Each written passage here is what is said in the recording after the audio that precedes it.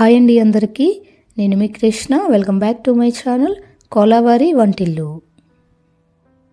ఈరోజు రెసిపీ కాకరకాయ ఫ్రై అండి. కాకరకాయ చేదుగా ఉంటుందని చాలామంది తినడానికి ఇష్టపడరు. అలా చేదు లేకుండా పిల్లలు సైతం ఇష్టపడేలా కాకరకాయ ఫ్రైని ఏ విధంగా ప్రిపేర్ చేయాలో ఈరోజు మన వీడియోలో చూపించబోతున్నాను. ఇలా కాకరకాయ ఫ్రైని మనం రైస్లోకి సైడ్ డిష్గా సర్వ్ చేసుకున్నా లేదా రైస్లో కలుపుకొని తిన్నా కూడా చాలా బాగుంటుంది. ఇప్పుడు కాకరకాయ ఫ్రైని ఏ విధంగా ప్రిపేర్ చేయాలో చూద్దాం.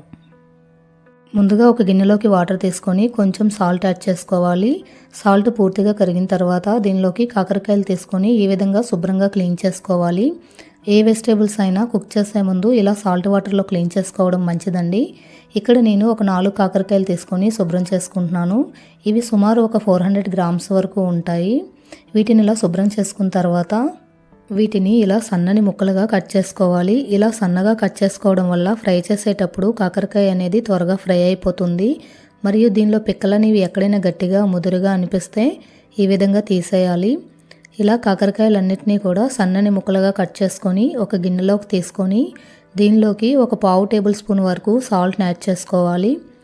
ఇప్పుడు దీనిలోకి ఒక 1/2 టేబుల్ స్పూన్ వరకు పసుపుని కూడా యాడ్ చేసుకోవాలండి. ఇలా సాల్ట్ని పసుపుని యాడ్ చేసుకున్న తర్వాత ఈ సాల్ట్ పసుపు కాకరకాయ ముక్కలకి బాగా పట్టేటట్లు ఇలా వీడియోలో చూపించిన విధంగా చేతితో బాగా కలుపుకోవాలి. ఇలా కలుపుకున్న తర్వాత వీటిని ఒక 15 to 20 మినిట్స్ పాటు మూత పెట్టి పక్కన పెట్టుకోవాలండి.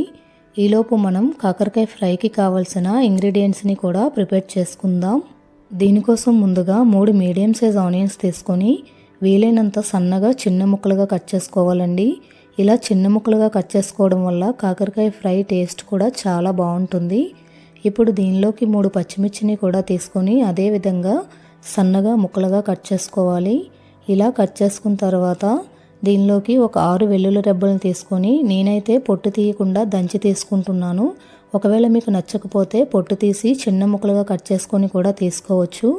ఇప్పుడు ఒక 2 ఎండుమిర్చిని కూడా తీసుకుంటున్నానండి. 20 నిమిషాల తర్వాత మూత తీసి చూసారు కదా, పసుపు ఉప్పు అనేది కాకరకాయ ముక్కలకి బాగా పట్టి పైన వాటర్లా కనిపిస్తుంది. ఇప్పుడు కాకరకాయ ముక్కల్ని కొంచెం కొంచెంగా ఈ విధంగా తీసుకొని గట్టిగా పిండి ఆ వాటర్ని సెపరేట్ చేసుకోవాలి. ఇదే విధంగా కాకరకాయ ముక్కలన్నిటినీ కూడా గట్టిగా పిండేసి ఇలా వాటర్ని సెపరేట్ చేసుకోవాలి. ఇలా సెపరేట్ చేసుకున్న తర్వాత కాకరకాయ ముక్కల్ని వేరొక బౌల్లోకి తీసుకొని ఫ్రై చేసుకుందాం. ముందుగా స్టవ్ ఆన్ చేసి ఒక ప్యాన్ తీసుకొని దీనిలోకి 5 టేబుల్ స్పూన్ల వరకు ఆయిల్ని యాడ్ చేసుకోవాలి. ఇలా ఆయిల్ కొంచెం హీట్ అయ్యాక దీనిలోకి 1/2 టేబుల్ స్పూన్ జీలకర్ర, 1/2 టేబుల్ స్పూన్ వరకు ఆవాల్ని, 1/2 టేబుల్ స్పూన్ వరకు శనగపప్పుని కూడా వేసుకొని 2 సెకండ్ల పాటు ఇలా ఫ్రై చేసుకోవాలి. ఇవిలా కొంచెం ఫ్రై అయిన తర్వాత దీనిలోకి ముందుగానే దంచిపెట్టుకున్న వెల్లుల్లిని, 2 ఎండుమిర్చిని, ఒక చిన్న కప్పు పచ్చిమిర్చి ముక్కల్ని, కొంచెం కరివేపాకు రెబ్బల్ని కూడా వేసుకొని మరొక నిమిషం పాటు ఇలా ఫ్రై చేసుకోవాలి. ఇవి కొంచెం ఫ్రై అయిన తర్వాత దీనిలోకి ముందుగానే కట్ చేసి పెట్టుకున్న ఆనియన్స్ని కూడా వేసుకొని రుచికి తగినంత సాల్ట్ని కూడా యాడ్ చేసుకొని మంటను లో ఫ్లేమ్లో పెట్టుకొని ఇలా ఆనియన్స్ కలర్ చేంజ్ అయ్యే వరకు ఈ విధంగా ఫ్రై చేసుకోవాలి.